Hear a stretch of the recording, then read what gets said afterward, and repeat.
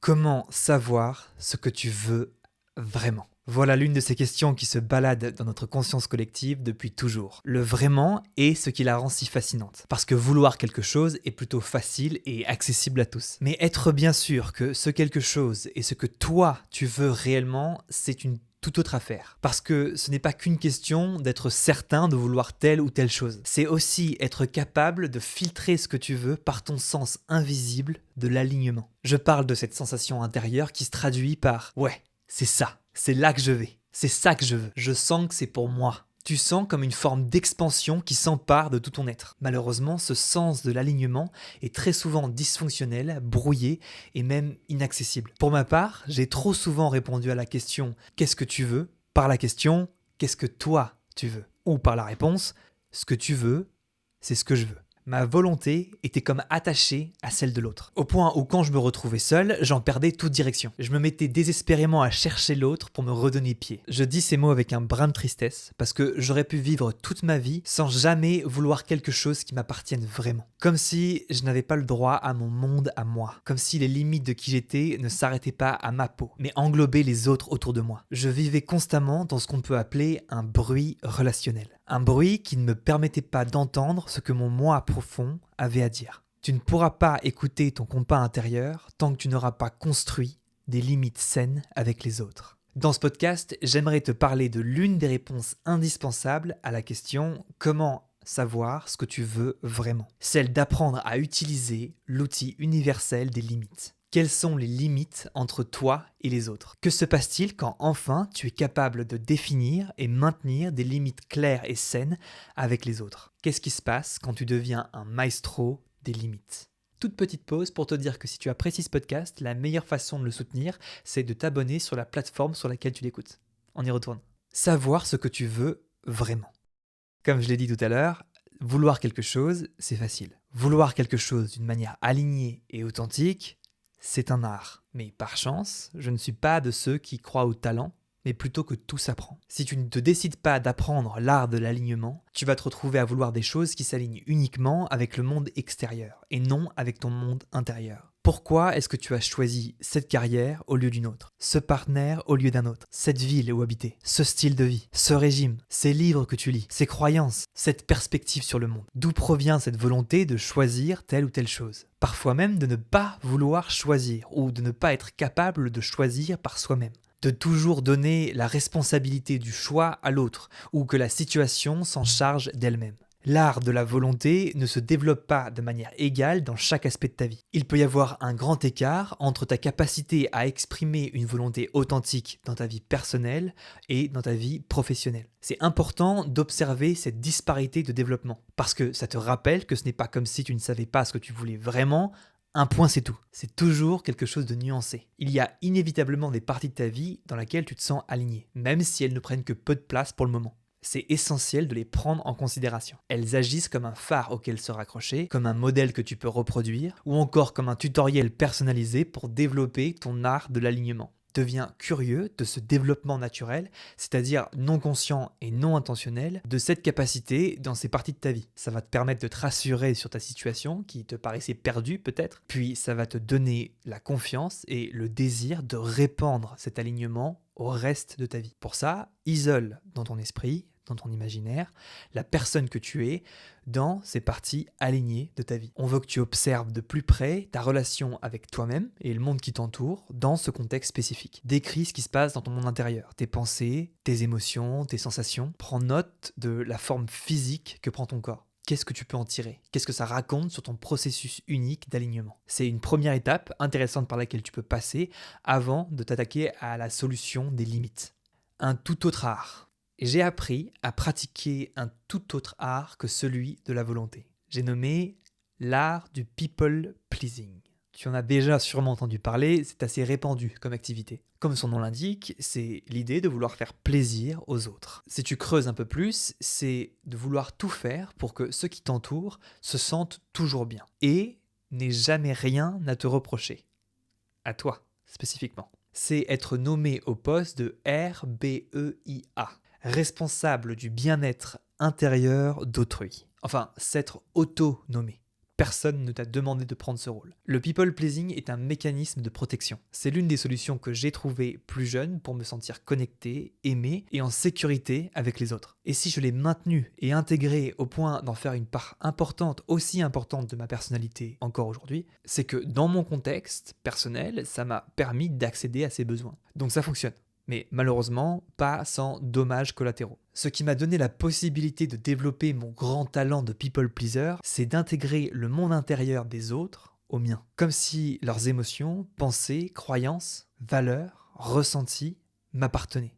Tout autant qu'à eux, que j'en étais d'une certaine façon responsable. Comme si il n'y avait pas de limite entre moi et les autres. À l'extrême, c'est comme si mon monde intérieur, mon moi, était fusionné à leur monde intérieur, leur soi. Ça devenait une seule entité. Dans les familles enchevêtrées, les limites entre les individus sont floues, indistinctes, voire pratiquement inexistantes.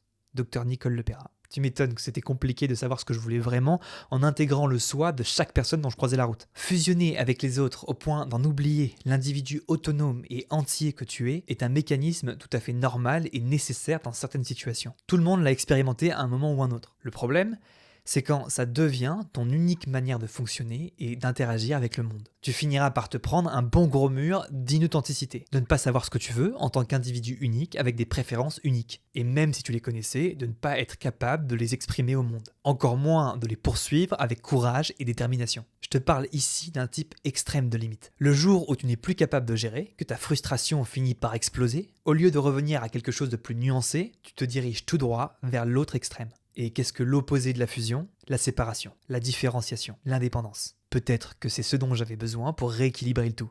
Un spectre des limites. Le jour où j'ai compris que j'étais devenu malgré moi un grand artiste célèbre dans le milieu du people pleasing, mon premier réflexe a été de fuir. Parce que je ne pouvais que contrôler l'expression de ce talent destructeur par la solitude. Pour être tout à fait honnête, me retrouver seul loin des autres était un soulagement. Une bouffée d'air frais, des vacances bien méritées. J'étais tellement sous l'emprise du people pleaser qui vit en moi, en présence d'un autre être humain, que seul le néant social pouvait le faire taire. Je basculais d'un extrême à l'autre en fonction de mes besoins prioritaires du moment. La fuite vers une vie de solitaire était mon mécanisme de protection contre le people pleasing, qui était déjà, je le rappelle, un mécanisme de protection. Et de cette façon, j'accumule des couches et des couches de protection, tout en s'éloignant toujours plus d'une expression authentique du soi. Dans cette distance avec les autres, j'étais peut-être un peu plus capable de savoir ce que je voulais vraiment, mais dans une incapacité totale de l'exprimer. Passer de limites fines, voire non existantes, à des limites rigides, voire impénétrables, était comme vivre enfermé dans un piège d'inauthenticité. Je surfais sur les extrêmes de ce qu'on peut appeler un spectre des limites. Les limites n'agissent pas comme un mur, mais comme un pont. Il n'y a pas de bonnes ou de mauvaises limites. Même si cette phrase est quelque peu simpliste, elle est aussi très réaliste. La suite, ce serait « il y a des limites qui permettent à l'amour de circuler ». Un peu contradictoire, non ? Une limite, c'est censé stopper quelque chose, pas le laisser passer. Eh bien, stopper n'est pas la raison d'être des limites que j'évoque ici. Les limites saines ne repoussent pas les gens. Elles créent l'espace nécessaire pour qu'une connexion authentique puisse s'épanouir. Nicole Lepera. Le processus de différenciation entre toi et les autres fait partie du développement intérieur normal et sain chez l'humain. Il y a un certain nombre d'étapes facilement identifiables durant l'enfance, dans lesquelles progressivement tu deviens conscient des limites entre toi et le monde extérieur. Tu deviens capable d'observer ton corps physique et tout ce qui se passe à l'intérieur comme différent des autres, de leur monde intérieur et de l'environnement. Ce que je veux dire par là, c'est que rapidement dans ton développement, tu as commencé à entretenir une forme de relation avec le concept de limite. Les limites sont une part importante de la psychologie humaine. C'est essentiel de comprendre ce qu'elles sont, pourquoi elles sont importantes, et surtout comment les utiliser correctement et sainement. En surfant seulement avec les extrêmes du spectre, je jouais inconsciemment avec mes limites, mais pour les mauvaises raisons. Au lieu qu'elles ne me permettent de me déployer avec authenticité, elles m'enfermaient dans une cage de mensonges et d'hypocrisie. Mes comportements de people pleaser ont eu l'opportunité de prendre de plus en plus de place dans ma personnalité parce que j'ai fait le choix inconscient d'affiner au maximum les limites entre moi et les autres. Ça m'a mené vers une frustration éternelle de ne pas savoir comment être moi, de ne pas savoir qui était ce moi et de vivre en alignement avec tout sauf moi-même. Une vie épuisante, basée entièrement sur le fait d'être apprécié et aimé de tous. Et je dis bien de tous. Cet épuisement se transforme vite en colère, ce qui m'a fait vivre un nouveau choix, toujours inconscient, celui de sauter d'un coup d'un seul à l'autre extrême du spectre, vers des limites rigides et impénétrables. Jusqu'ici, je ne t'ai pas donné un côté très positif des limites. Mais en vérité, elles sont l'un des outils les plus efficaces pour diriger le cours de ta vie. Si tu les utilises de manière consciente et intentionnelle, elles agissent comme le gouvernail du navire. Quand tu es capable d'actionner le bon type de limite en fonction des situations, des personnes et surtout de tes besoins, l'amour peut circuler plus librement. Et ça, dans les deux sens, venant de toi comme des autres. Elles agissent comme un régulateur de fréquence, te permettant de clarifier celle de ta petite voix intérieure. La seule voix qui sait réellement ce qui est bon pour toi. Elles te permettent de filtrer l'impact du monde extérieur, de seulement laisser t'approcher ce qui fait sens pour toi dans l'instant. Et ça, toujours dans une forme de flexibilité. Aucune limite n'est fixe. Tu peux choisir de les modifier, les transformer, les changer à tout moment. Dans l'idéal, tu veux progressivement recentrer ta relation aux limites vers ce qu'on peut appeler des limites flexibles. Comment développer ta flexibilité face aux limites? Premièrement, observe et conscientise ta relation actuelle avec tes limites. Limite n'est qu'un mot. Un mot qui définit une séparation ou la fin de quelque chose. C'est facile pour moi de l'employer ici sans que ce soit pour toi palpable et observable. Dans le contexte des limites entre soi et les autres, ce n'est pas quelque chose de tangible que l'on peut mesurer à l'aide de formules mathématiques. C'est de l'ordre de l'invisible. Tes 5 sens t'aident d'une certaine manière à percevoir tes limites, mais ils sont limités dans cette tâche. Tu as besoin d'une touche d'extrasensoriel pour entrevoir cette part de la réalité. Utilise ce spectre des limites dont je t'ai parlé comme référence et mets-toi à la poursuite de tes limites dans ta vie quotidienne. Prends des notes sur les types de limites qui se sont mises en place chez toi en fonction des situations et des personnes que tu côtoies. Ne cherche pas encore à les changer ou à les modifier, simplement à les observer. À quel point tes limites sont-elles fines ou épaisses? À quoi est-ce que ça ressemble pour toi? Quel genre de comportement, de réaction est l'expression de telle ou telle limite? Il n'y a pas de bonne réponse à ces questions, il y a seulement les tiennes. L'aspect le plus important dans cette étape, c'est de ne pas se juger sur ce que tu trouves. C'est normal d'avoir le réflexe de s'en vouloir, de se critiquer soi-même, de ne pas être à la hauteur de la personne qu'on souhaite être ici et maintenant. Laisse cette première réaction se dissiper, puis reprendre doucement le rôle d'un simple observateur. Deuxièmement, identifie ce qui se passe dans ton corps. Pousse un peu plus loin le travail d'observation, en plaçant ton attention sur ton corps, sur tes réactions physiques quand telle ou telle limite sont présentes. Qu'est-ce que tu sens physiquement quand une limite rigide est en place, en comparaison avec aucune limite? Qu'est-ce qui se passe à l'intérieur? Certaines tensions ici ou là, ou l'inverse, une forme de relâchement, peut-être toute autre chose, comme des engourdissements, une lourdeur, une légèreté. Plus c'est précis, mieux c'est. Si tu n'arrives pas à mettre des mots dessus pour le décrire, c'est pas grave. L'important c'est que toi, tu saches de quoi tu parles. Et il n'y a pas que ce qui se passe à l'intérieur, il y a aussi la forme que prend ton corps à l'extérieur. Cartographie ton corps par segments, comme ta tête, ton cou, tes épaules, tes bras, ton buste, ton bassin, tes jambes, tes pieds, tes orteils, et visualise la forme que prend ton corps dans l'espace, quand telle ou telle limite est en place. Commence avec des moments, des personnes, des situations où la limite présente est évidente à tes yeux, dans lesquelles tu es capable de te dire « oui, là clairement c'est une limite rigide ». Ou non, là je sens que je n'ai pas de limite avec cette personne, mon monde intérieur se mélange au sien. Dans un second temps, tu peux t'attaquer à des types de limites un peu plus nuancés. On a tous une tendance à tendre vers un type de limite ou un autre, et c'est tout à fait ok. Pour moi, l'expérience des limites fines, voire non existantes, fait partie de mon quotidien. Les limites rigides et épaisses se font plus rares, mais il y a forcément des moments où elles sont présentes. Laisse-toi le temps d'appréhender ta relation aux limites dans ta vie à travers tes réactions, actions et ce qui se passe dans ton corps. Deviens incollable sur tes propres limites. Troisièmement, apprends à utiliser ton thermostat sain et fonctionnel des limites. Maintenant que tu parles couramment le langage des limites et que tu peux les observer chez toi comme chez les autres, il est enfin temps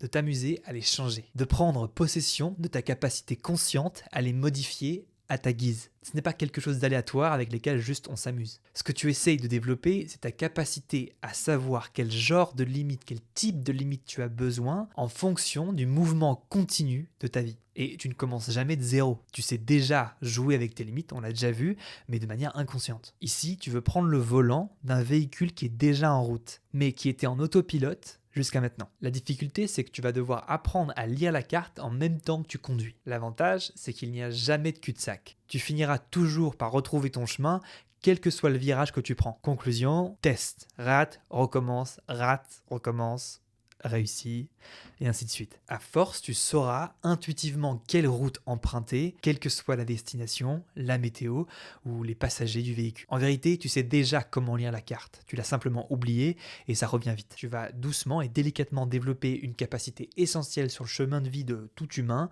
c'est-à-dire les limites flexibles. Petite mise en garde. Je parle de ta capacité à modifier tes limites comme quelque chose d'inné et de naturel, ce qui peut donner l'impression que c'est facile. Ça ne l'est pas. Surtout au début, quand on a vécu en mode autopilote depuis toujours. La partie la plus difficile est la réaction des autres, surtout quand tu décides de mettre une limite rigide, là où jusqu'à maintenant, elle ne l'était pas. Certaines personnes dans ton entourage, dans ta vie, ne seront pas du tout contentes de ta nouvelle capacité débloquée. Et elles n'hésiteront pas à te le faire savoir. Ça correspond au changement de météo dont je te parlais juste avant, dans ma métaphore de la voiture. C'est normal que ce soit pas évident de garder le cap sous un orage qui est particulièrement puissant. Mais n'aie pas peur, prends confiance, continue ta route, parce qu'après l'orage, on sait tout ce qu'il y a. Quatrièmement, branche-toi uniquement sur ta fréquence petite voix intérieure. Dans ce processus, ta petite voix intérieure finira par éclore d'elle-même. Elle est au cœur de ta capacité à lire la carte de placement de limites. Ici, limite fine, là, limite rigide, ici très fine, à cet endroit, un petit mélange, juste ici, aucune limite, dans cette situation, un mur de pierre. Plus tu entraînes ta flexibilité dans la mise en place de limites, plus cette petite voix intérieure sera capable de s'exprimer de manière claire et directe. Ça va ensemble. Tu apprends à te faire confiance, à savoir ce qui est bon pour toi et ce qui ne l'est pas. Avec le temps, ça devient une seconde nature. Il n'y a plus aucun effort dans cette relation avec les limites. C'est fluide et aligné. Tu sais enfin ce que tu veux vraiment. C'est tout pour moi aujourd'hui. J'espère que ce podcast t'a plu. Si c'est le cas, n'hésite pas à le partager et à t'abonner si ce n'est pas déjà fait. Je te dis à très bientôt pour le prochain épisode.